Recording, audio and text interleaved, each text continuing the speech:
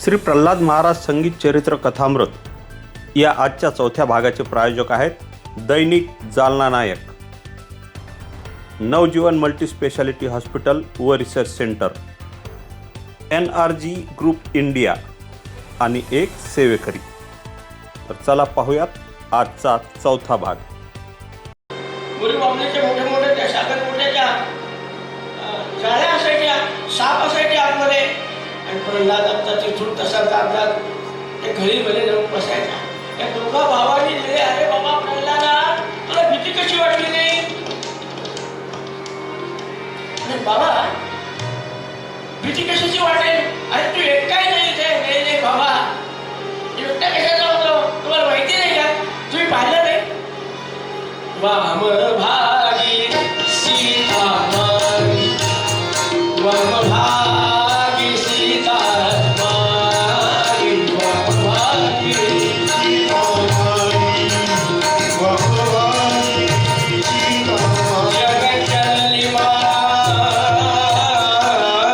आई, पश्चाभागी लक्ष्मण वारीच्या मरे.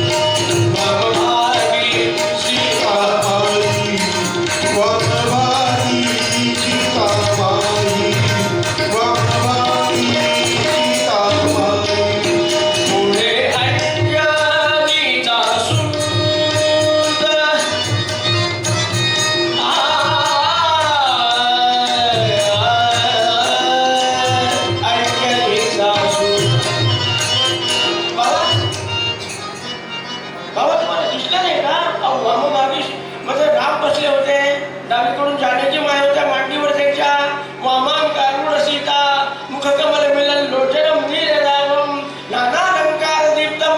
दिसलं नाही तुम्हाला? बाबा शास्त्री वाटायचं, वा काय प्रल्हाद आहे. 7व्या वर्षी रामाला त्यांनी आपलंसं केलं. अरे ध्रुव प्रल्हाद सुदामाने होळी, ही भक्तीची दादर आमच्या ध्रुवानी जशी वयाच्या 7व्या-8व्या वर्षी ओढली, आमच्या प्रल्हादाने जशी 7व्या वर्षी भगवंताला नको तिथे आणायला लावलं, तोच प्रल्हाद.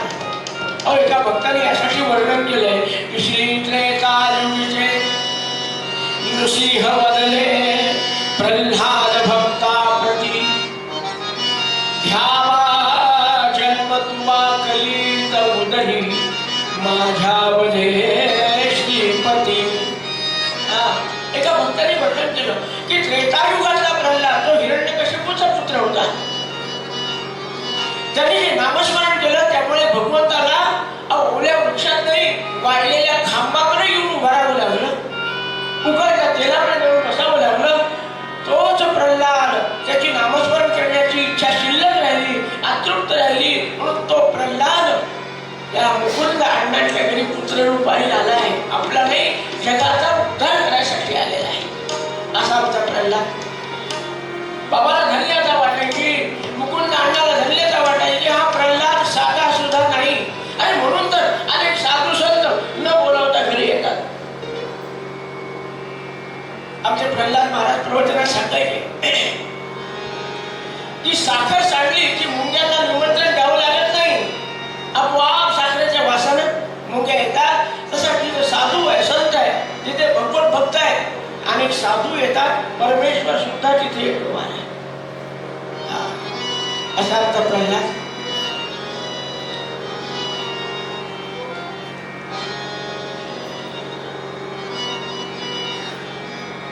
सात वर्षाचा झाल्यामुळे शाळेत जाऊ लागला. त्या काळातले त्यांच्या बरोबरीचे जे काही मित्र होते, त्या मित्रांचे नाव आलेले आहेत ग्रंथामध्ये. नाना मेरीकर, बाबा देव, गणपत देव, सखाराम, उत्तम देव, अशी देव कंपनी तिथे होती. अनेक देशपांडे होते, एक मारवाडी होते.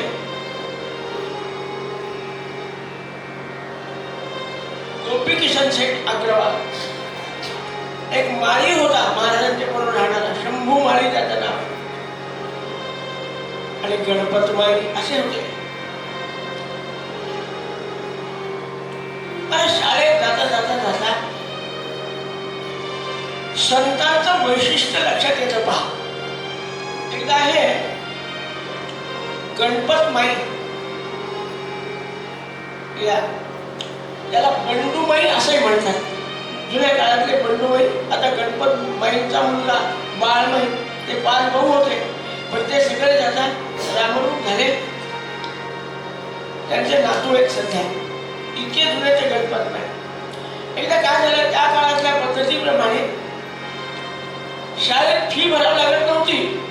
पण कशासाठी तरी मास्तरने सांगितले की उद्या प्रत्येकाने 2-2 आणे आणा. 2 आणे ते तांब्याचे पैसे छिद्र पडले.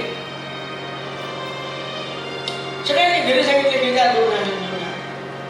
महाराजांनी मागितलं, महाराजांना दिले 2 आणे. सगळे गेले आणि जाता जाता या गणपतमाईंना आणि 2 मित्र होते, ते म्हणले आपण ह्याच्यातून काही रेवडे आणू. सगळ्यांनीच पैसे भरले पाहिजे का?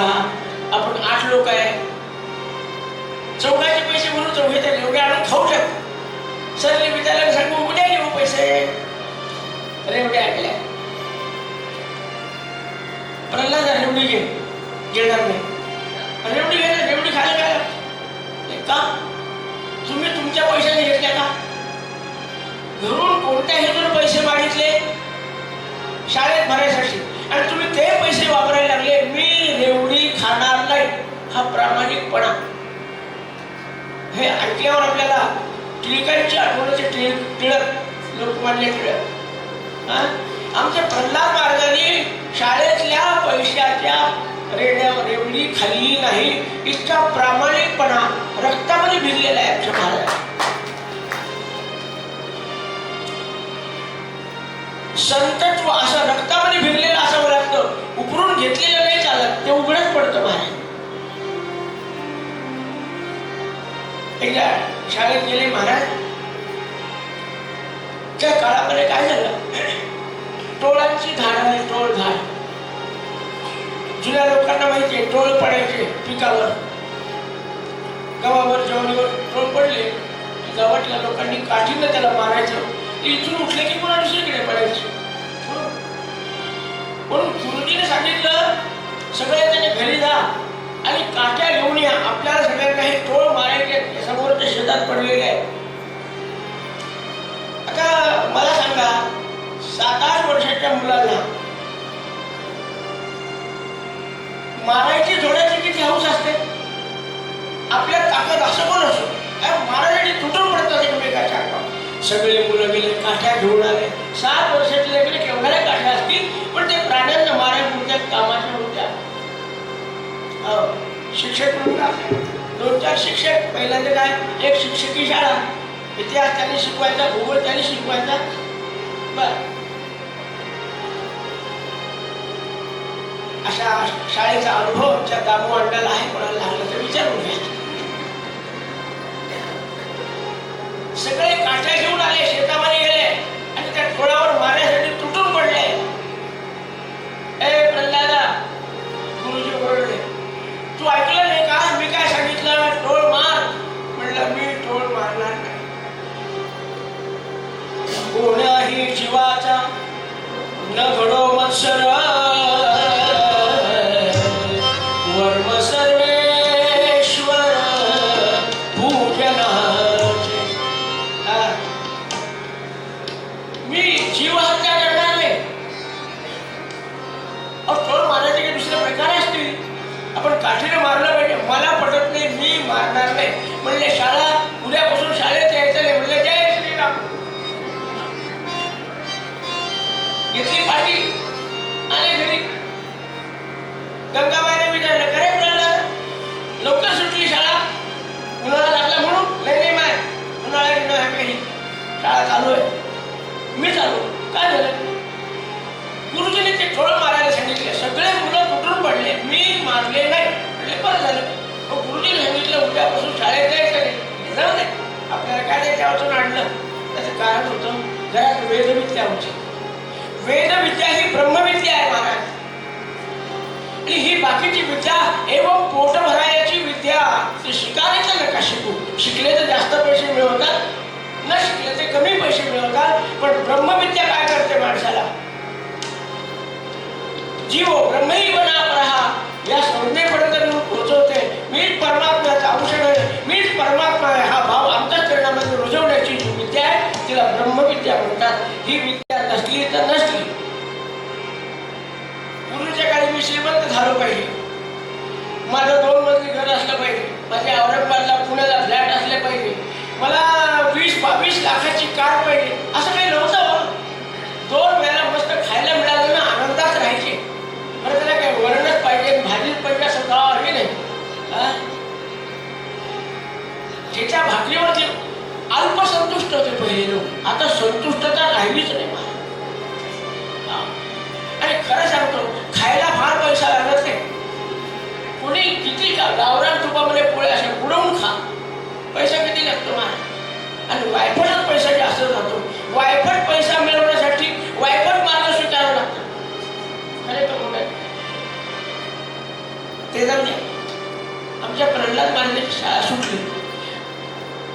आपण काय केलं असतं?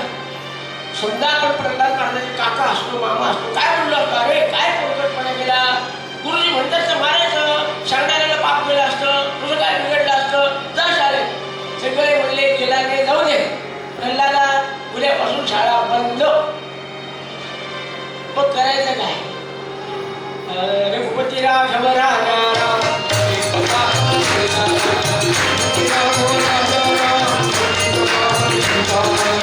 निघालो घेऊन रामाची पाल, निघालो घेऊन रामाची पाल, रामाची पालकी निघालो घेऊन रामाची पालकी. आमच्या महाराजांनी बाललीला सुरू झाल्या. एक दांडी आडवी करायची. ही पालखी आहे, रामाची पालखी आहे. गावभर फिरायचं 10-20 मित्र घेऊन. आता दगडाचे टाळ हा खेळ आहे प्रल्हाद महाराज. मग एका ठिकाणी वडाच्या झाडाखाली मारायचं, खाली बसायचं, मित्रांना घेऊन बसायचं. 3 दगड मांडायचे. दक्षिणे लक्ष्मणोयस्य वामे तुझनकास माझ्या पुरतो मारुतीयस्य संबंधे रघुनंदन. 3 दगड मांडायचे. माझा राम आहे, ही जानकी माता आहे, हा लक्ष्मण आहे. त्याची पूजा करायची, त्याचा अभिषेक करायचा, त्याचा नैवेद्य दाखवायचा. झाडाचेच पानं एकमेकाला वाटायचे. माझं काय म्हणणं आहे, हे सगळं काय आहे? आम्ही बिघडलो तुम्ही बिघडा, आम्ही बिघडलो तुम्ही बिघडा, आम्ही बिघडलो तुम्ही बिघडा, आम्ही बिघडलो तुम्ही बिघडा, आम्ही बिघडलो तुम्ही बिघडा, आम्ही बिघडलो तुम्ही बिघडा, आम्ही बिघडलो तुम्ही बिघडा.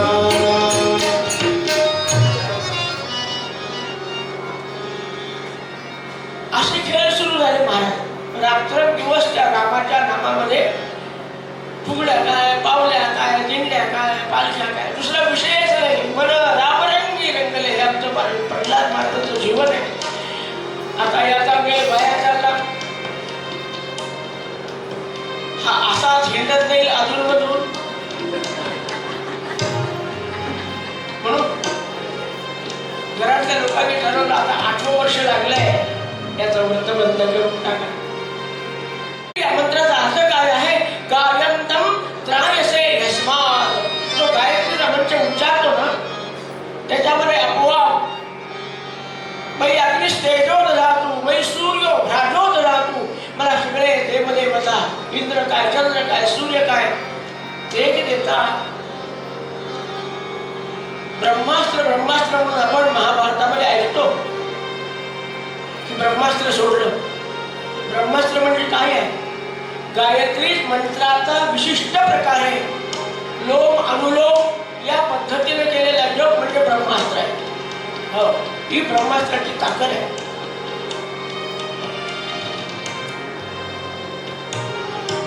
तर एक जीव गायत्रीची उपासना करायला लागला आणि व्रतबंध झाल्यावर काय करावं लागतं? व्रताने बांधी जीवाला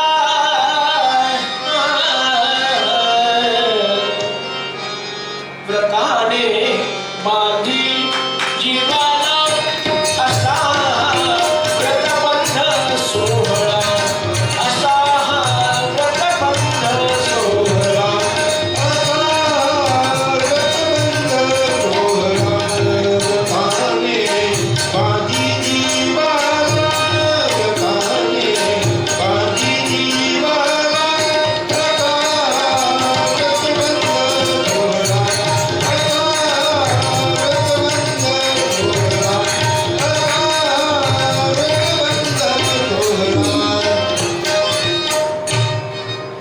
एकदा व्रतबंध संस्कार होईपर्यंत मुलगा ब्राह्मणाचा असू द्या, क्षत्रियाचा असू द्या, वैश्याचा असू द्या,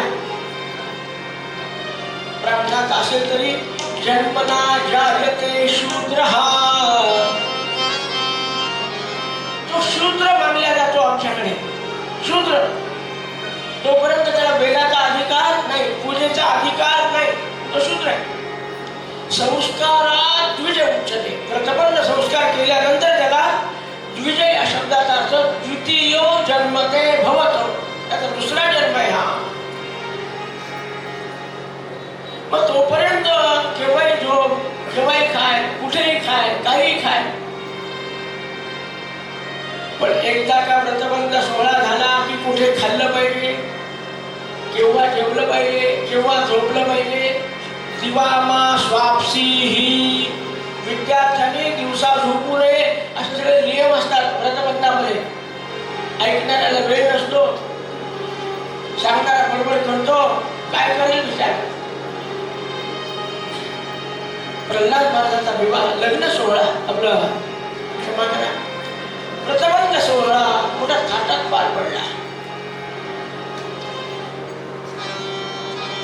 शास्त्री पंडित विद्वानांची, संत सज्जन योगी जनांची मानती जवळी खेळत ग्रामी, मानती जवळी खेळत ग्रामी.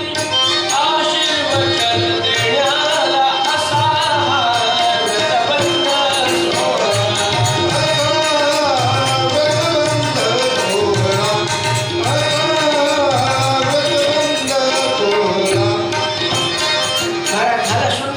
मंत्र कानात घातला गेला, कौपिन दिली, यज्ञोपवीत घातलं, काय काय. आणि त्यानंतर वेदाभ्यासाला प्रारंभ झाला. मी सांगितलं आपल्याला की महाराज व्रतबंध होईपर्यंत मंत्र म्हणत नव्हते. पण मला सांगा, ज्या घरामध्ये आई बाप रामरक्षा म्हणतात, विष्णू सहस्रनाम म्हणतात, त्यांच्या पोरांना शिकावं लागतं का? नाही शिकावं लागत. ऐकून ऐकून पाठ होतात. तशी अर्धी मंत्रसंहिता प्रल्हाद महाराजांची तयार होती. यज्ञोपवीत संस्कार झाला, गुरुजींनी शिकवायला प्रारंभ केला, त्यांनी म्हणावं आणि प्रल्हाद महाराजांनी पाठ म्हणावं. प्रत्युत्पन्नमती असं म्हणतात त्याला. वेदाचा अभ्यास झाला. महाराज यावेळेला मधून मधून खेळायला जेव्हा मित्राबरोबर जायचे, एक सुंदर घटना घडली जीवनामध्ये. कधी कधी असा प्रसंग घडून जातो, आपल्या पूर्ण जीवनाला कलाटणी मिळून जाते. महाराज प्रल्हाद महाराज नदीच्या काठावर आपल्या मित्रांसमवेत खेळत होते.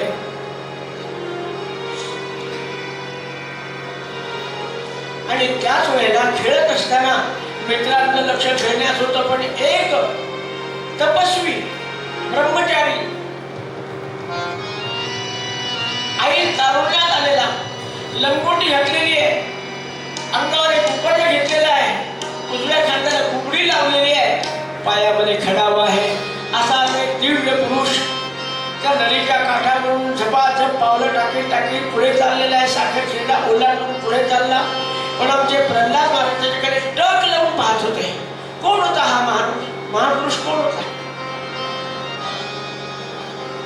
वैराग्याचा पुतळा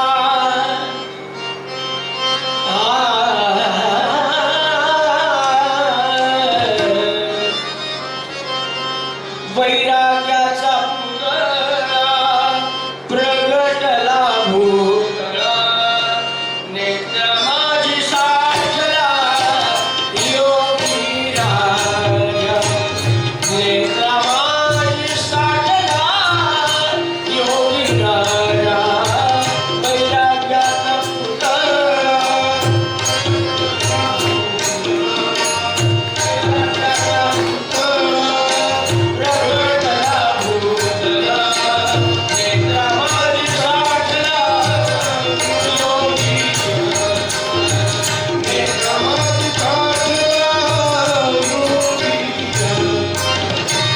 लंगोटीची अशी माझी उबडीची काखेर माझी लंगोटीची अशी माझी उबडीची काखेर माझी जटाची सती शिरावरी अति सुंदर खडावाच्या पायातळी स्मरणी दिसे हस्तांतरी खडावाच्या पायातळी स्मरणी दिसे हस्तांतरी नाम जाते ओठावरी विलसत असे वैराग्याचा पुतळा प्रगटला भूतळा वैराग्याचा पुतळा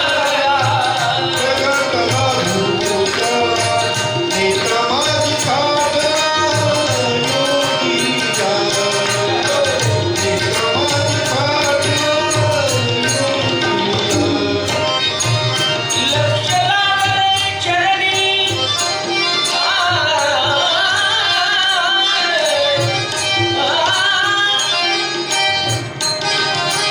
लक्ष लागले रूप साधले सिनेनी मिठी घालावी चरणी मिठी घालावी चरणी वाटत असे वैराग्याचा पुतळा प्रगटला भूतळा नेत्र माझी साठला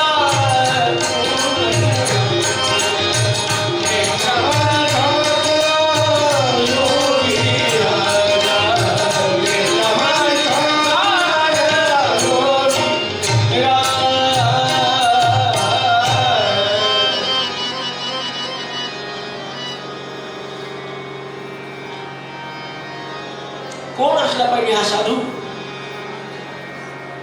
आमच्या प्रल्हाद महाराजांचं मन अस्वस्थ झालं शोध लागला पाहिजे या गावात आहे का त्या गावात आहे का त्या असा कोणी साधू पण दिसला गावात लंगोटी लावलेली आहे कुबडी आहे का आमच्या प्रल्हाद महाराजाला पहिल्यापासून दासबोधाची आवड बरं हा समर्थांचं कार्य करणारा कोणीतरी महापुरुष आहे त्याची भेट झाली पाहिजे आपल्या प्रल्हाद महाराजावर एका भक्ताने श्लोक केलाय श्री नारायण रामदास फिरुनी आले तया भुवरी जाणाया भक्तिवर्म जगता योजोनिया वैखरी कोण आहेत आपले प्रल्हाद महाराज समर्थाचा अवतार आहे महाराज समर्थाचा अंश आहे म्हणून या समर्थांची माझी भेट झाली पाहिजे कोण असला पाहिजे महापुरुष सारखे तळमळ लागले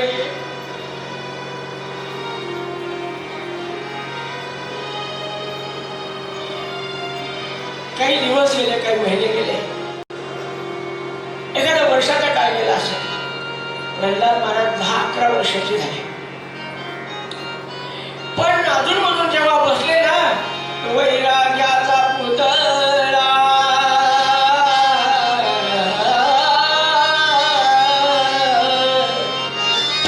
ती मूर्ती डोळ्यासमोर यायची त्यांची माझी भेट झाली पाहिजे वर्ष झालं 1.5 वर्ष झालं 2 वर्ष झाले शिवाजी जोशी एखादी मूर्ती डोळ्यात बसली म्हणजे रामाची कृष्णाची दत्ताची वैराग्य घेऊ नको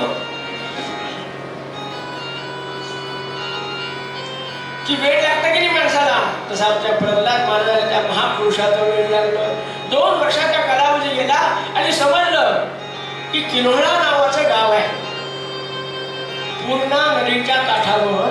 पूर्णा नाव आपल्या काय किन्होळा नावाचं गाव आहे आणि ते किन्होळा नावाच्या गावाला एक महात्मा दरवर्षी येतो आणि चातुर्मास्य अनुष्ठान करतो.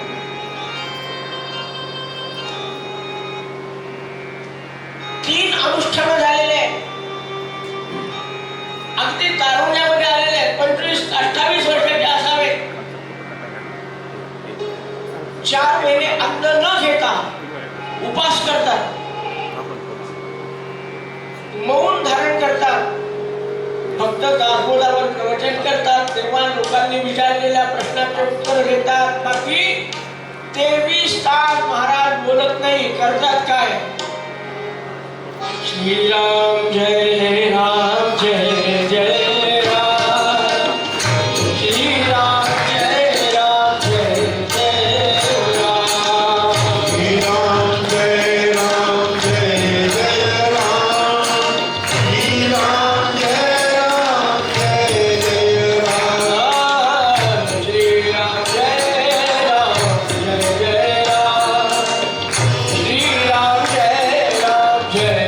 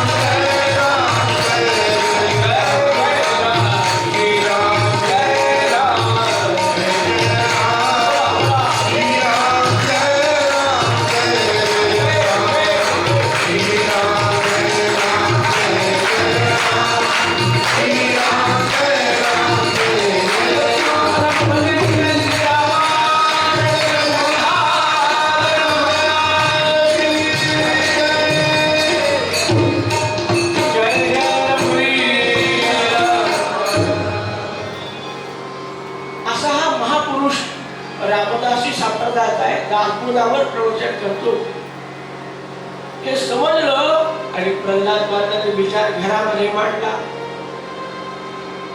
वडील माणसाची परवानगी घेतल्याशिवाय कुठे न जाण्याची सवय त्या काळात होती सर्वांना. त्या काळात आता बापाने विचारलं, खरे 2 तास कुठे होता बाबा? काय गुरु सुटल्याचे विचारायचे, आम्ही काय इकडे तिकडे जातो का? तो काळ तसा नव्हता महाराज. प्रल्हाद महाराजांनी मुकुंदांना नमस्कार करून सांगितलं, बाबा असा एक साधू आलेला आहे, 3 वर्षापासून येतोय, आपल्याला पत्ता नाही. मला आता परवा समजलं आणि मी त्याला 2 वर्षापूर्वी पाहिलं. आता मला आठवलं तोच आहे महापुरुष. आणि काही म्हणा पण मला भेटीला जाऊ द्या. काय घरातलं वातावरण होतं. अरे तुला जायचं ना संतांच्या भेटीला? आम्ही सुद्धा यायला तयार आहे, आपण सगळे मिळून जाऊ. पण काय जरा 2-4 माणसं मिळून जायचं म्हणलं की काही ना काही कोणाला अडचणी येते आणि परमार्थामध्ये अडचणीच खूप. आता उद्या आमचे महाराज येऊ शकत नाही, अडचण येते ना.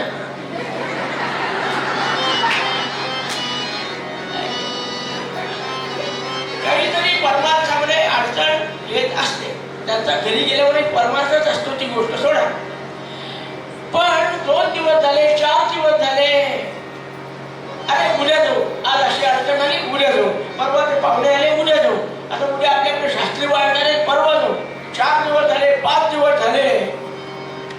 आता मात्र आमच्या प्रल्हादाला राहावे ना. गंगाबाई जाऊन म्हटले, माय मला जायची परवानगी दे. अण्णा मला म्हणतात उद्या जाऊ, परवा जाऊ. आता माझ्या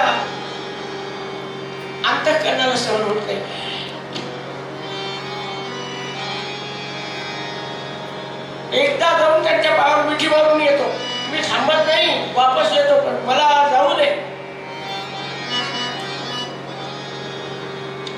वडिलाकडे जास्त आर्जव चालत नाही, पण आई नावाची वस्तूच अशी असते बरं की तिला आपण काहीही करायला लावू शकतो. करायला लावू शकतो की नाही मग. आणि आईच्या नावाखाली आपणही काही करतो की नाही. माझ्यासमोर उदाहरण नाही म्हणू सांगतो तुम्हाला. आमच्या गंगाबाईनं मुकुंदांना समजावून सांगितलं, बाबाजीला समजावून सांगितलं, अरे त्या प्रल्हादाला फार तळमळ लागली, जाऊ दे, कुठे राहणार नाही तो, वापस येईल संध्याकाळी. किनोळा फार लांब नाहीये, 12-14 किलोमीटर आहे. त्या काळात 14 किलोमीटर काही वाटत नव्हते. आज चमनला जायला आम्ही रिक्षा करतो. काय काळामध्ये काय बदल झाला ना. 14 किलोमीटर जाईल, वापस येईल. आनंद वाटला. दुसऱ्या दिवशी सकाळीच आपलं नित्य आली आटोपलं. सद्गुरुनाथ माझे आई मला, सद्गुरुनाथ माझे आई मला आठवला पारी. श्री गुरुनाथ माझे आई मला आठवला पारी. गुरुनाथ माझे आई मला आठवला पारी. गुरुनाथ माझे आई मला सद्गुरुनाथ माझे आई मला आठवला.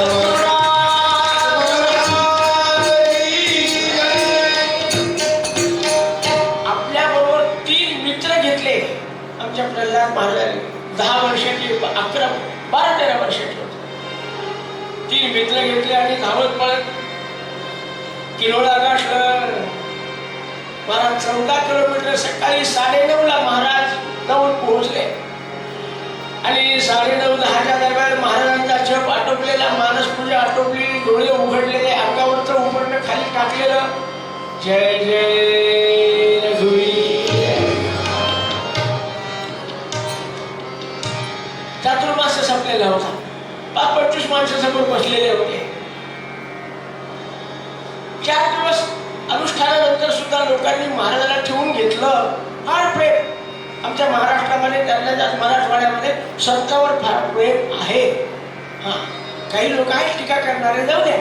मुर्दा माझी काळे गोरे काय निवडावे निवडणार, जाऊ द्या त्याला. पण बाकी संतांवर प्रेम करणारी अजूनही बरीच मंडळी शिक्षित, सुशिक्षित, अतिशिक्षित सुद्धा आहे.